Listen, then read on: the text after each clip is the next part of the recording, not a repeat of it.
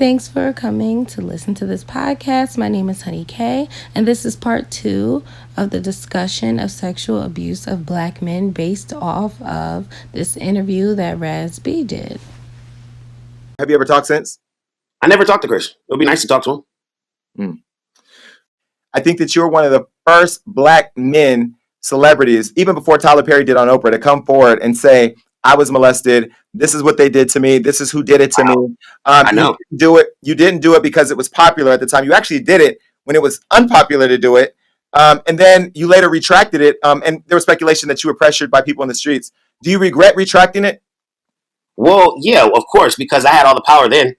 At that moment, nigga, my life was about to be set the fuck up.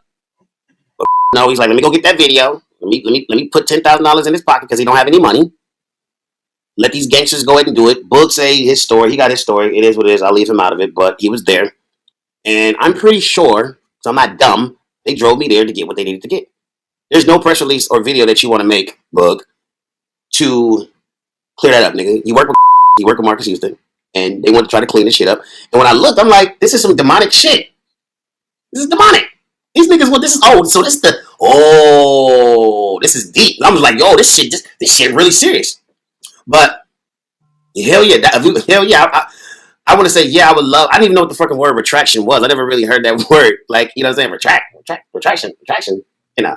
So I just thought for me, that was like, I don't want to say the downfall, but that's how they discredit you. That was it. That was it. But over the years, what made me want to come up, because when the video came out, a lot of people I'm going to give you another little exclusive. There's a lady by the name of Katrina Taz Askew that manages Janae Aiko. Katrina Taz Askew, got it. So, Cassius Weathersby, a producer, he worked for many years. He didn't get his pay, so him and Katrina Taz, they got into an argument, and they got into a fight. And my brother had the video. I remember because I told Ricky, I was drunk off some Henny, and I told Ricky, this is what happened to me. And I was in front of the house, 4114 Colfax. I was like, this happened to me. My brother was like, what? My brother's like, this happened to you? But I always had in the back of my mind, I think that nigga knew something. I feel like my brother, I feel like he already knew. I feel like he was the one that put me over there. You get what I'm trying to tell you? It's almost like I was like sold or some shit like that. That's what it feels like. But he winds up taking that same video. He goes to Cassius Weathersby's son, and they upload that video. So when that video came back, Fizz was in New Orleans, Boog was in Playa del Rey, where I was at. That video hit like a sandstorm. And of course, the media dragged all of the B2K members in it, but when essentially it was just about me. You know, and from there, they do what they call image control. Which video was this? This is the very first video that came out. I don't really know. I'm standing in front of a house, and this is basically my confession of what happened in the house, how I was molested. And that video my brother took and he uploaded it. I've waited for years for things to turn around to where I could finally be in this place to actually, because the healing process is still going on. And I feel like I'm still healing. In the interview, Jason had asked Raz if he is currently sober. So he definitely has some addiction he had to conquer. And I believe it was cocaine, because in the interview he mentioned that he was high on cocaine when he had broke his, or almost lost his hand, cut his hand, because he punched through some glass. And can I just say, growing up, I saw a boy punch through some glass. Like, what are you, an idiot? Like, why would you punch it? And he was bleeding, but not like extremely bad, not as bad. You know what? I don't even know why I'm telling this story. He wrapped his hand in a shirt first and then punched it, and he still was bleeding. So imagine punching through glass without wrapping your hand. Yeah. Anyways, we all have things we have to conquer. We all have our own whys, and it's worth noting that perversions play a factor. And if it was studied, I'm sure data would also prove it, how perversions play a factor into the lifestyles. Do y'all hear those sirens? Sorry about the sirens if you heard them, but yeah, like I said, it's worth noting that perversions play a factor into what sexual orientation or lifestyle you choose, and I think data would prove it if it was studied.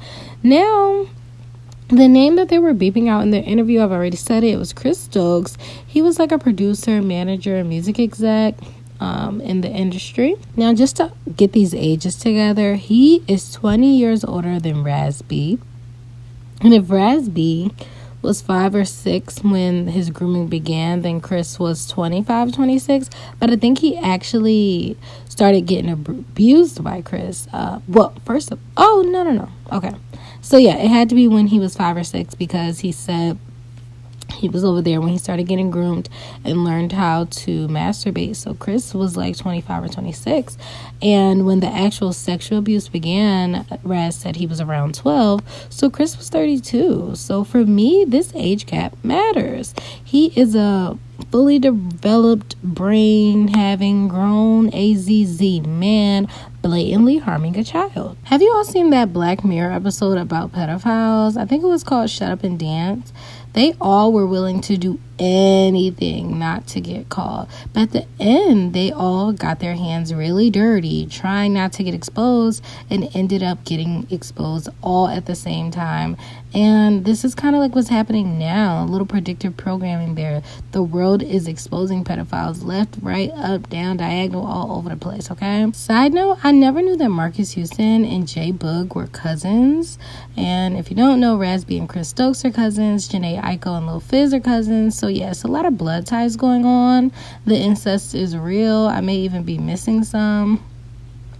And there's allegations of weird sex stuff around all these people, including Janae and her sister Mayoko. Like I said, they're all allegations. But if you look up this stuff, you'll find some stuff. The information goes on and on and on. And I'm not going to discuss all of it. I'm just really trying to get to the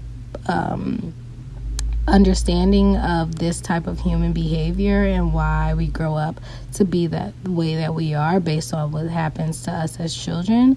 And these situations aren't unique at all. It's all over the entertainment industry. It's all over regular people's lives. It's in my life. It's in my family. Some people lose it and go crazy. Some embrace it. Some find healthy ways to cope. We're all just perverted, sick, and sinful. And since we brought up Marcus Houston, obviously he went viral earlier last year, I think, when he married the 19-year-old. I think he's 39. Married the 19-year-old. 20-year age gap. And Lionel Richie just, announced his new boo. And she is 40 years younger than him. So, listen, date who you want to date.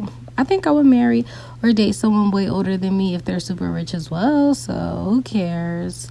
And I just want to say, overall, all these men involved, and just this topic, just getting back on the topic, just this topic of Black boys' sexual abuse is not discussed enough.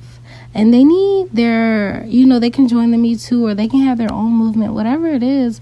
But I think it's so necessary, because these things really impact the way you grow up and the lifestyles that you choose. And it's not talked about. Like, even if it's not traumatic, like RAPE or molestation, just the fact that it's like they're exposed and groomed to be so sexual. Like Raz said, it's normal for older cousins and brothers to teach their little brothers how to masturbate. Like, why? Why do you have to take the innocence from kids and make things so sexual? Like, it's just horrible. And they're all introduced to that at a young age. And a lot of old Black men do this to avoid their kids from being gay. Like, what are you doing? What are you doing? Like, that makes no sense. But overall, I really enjoyed the interview. I invite you to go and listen to it. I knew Raz B not at all, okay? I was a B2K fan, and I loved his big lips. But my favorite was the brown skin Jay Boog, okay? Embarrassed to say that, but I never crushed on light-skinned guys. And Omarion was too feminine for me.